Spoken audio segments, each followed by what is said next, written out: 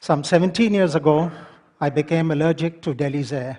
My doctors told me that my lung capacity had gone down to 70%, and it was killing me. With the help of IIT, TERI, and learnings from NASA, we discovered that there are 3 basic green plants, common green plants, with which we can grow all the fresh air we need indoors to keep us healthy.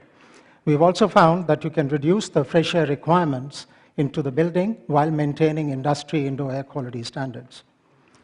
The 3 plants are Areca palm, mother-in-law's tongue, and money plant. The botanical names are in front of you. Areca palm is a plant which removes CO2 and converts it into oxygen. We need 4 shoulder-high plants per person, and in terms of plant care, we need to wipe the leaves every day in Delhi, and perhaps once a week in cleaner air cities.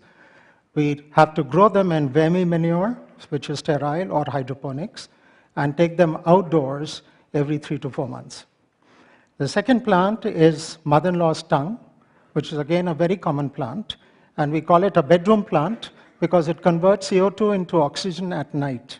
And we need 6 to 8 waist-high plants per person. The third plant is money plant, and this is again a very common plant, preferably grows in hydroponics. And this particular plant removes formaldehydes and other volatile chemicals. With these 3 plants, you can grow all the fresh air you need. In fact, you could be in a bottle with a cap on top, and you would not die at all, and you would not need any fresh air. We have tried these plants at our own building in Delhi, which is a 50,000 square feet, 20-year-old building, and it has close to 1,200 such plants for 300 occupants. Our studies have found that there is a 42% probability of one's blood oxygen going up by 1% if one stays indoors in this building for 10 hours.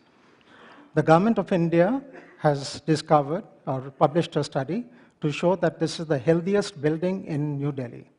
And the studies show that there is compared to other buildings, there is a reduced incidence of eye irritation by 52%, respiratory systems by 34%, headaches by 24%, lung impairment by 12%, and asthma by 9%. And this study has been published on September 8, 2008, and it's available on the Government of India website.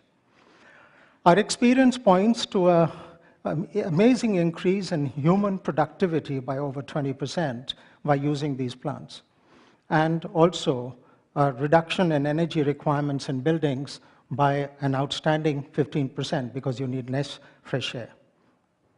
We're now replicating this in a 1.75 million square feet building, which will have 60,000 indoor plants.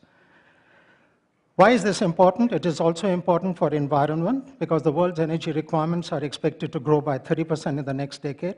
40% of the world's energy is taken up by buildings currently, and 60% of the world's population will be living in buildings in cities with population of over 1 million in the next 15 years. And there is a growing preference for living and working in air-conditioned spaces. Be the change you want to see in the world, said Mahatma Gandhi, and thank you for listening.